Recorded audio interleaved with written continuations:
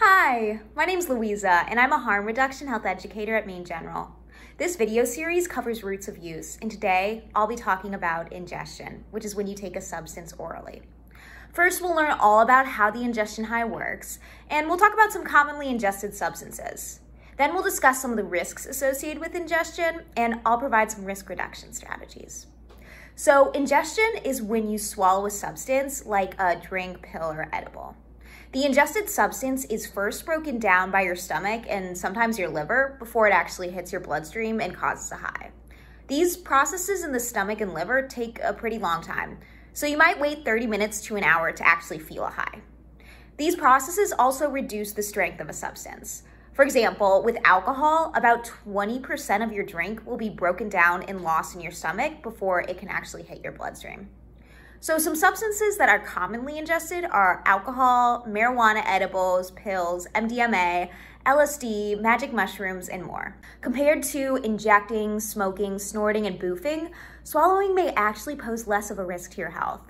This is because you avoid some of the risks associated with those other forms of consumption, like HIV, abscesses, thrombi, which are clogs in your veins, track marks, bruises, lung and nostril damage, and more. Additionally, the risk of overdose is really decreased when you swallow something because there won't be as much of the substance entering your bloodstream. Also, with ingestion, you can try to avoid overdose by vomiting when you think you've swallowed too much of a substance. But there are some risks that come along with ingestion that are important to know. Long-term use, specifically of alcohol, can lead to stomach, intestinal, and liver damage. Also, the time gap before you actually start to feel a high can be kind of misleading and can cause you to consume more of a drug. This itself can increase your chance of overdose. Finally, a high associated with ingestion usually lasts a lot longer than any other form of high, which means that drugs stay in your system for a longer period of time. But you could take steps to reduce some of these risks by waiting for the effects of a substance to kick in before you take more. In this way, you can avoid front-loading, which is when you take too much at first and then overwhelm your body. You can always take more later once a substance's high is kicked in. Additionally, you should always be sure, if you can, to have a friend in Narcan nearby when taking substances orally in order to reverse an overdose. Even if you don't think you're taking an opioid, many substances nowadays are being laced with fentanyl, unfortunately, and those can cause you to overdose. But if you have a friend nearby with Narcan, they can administer that to you and likely reverse your overdose.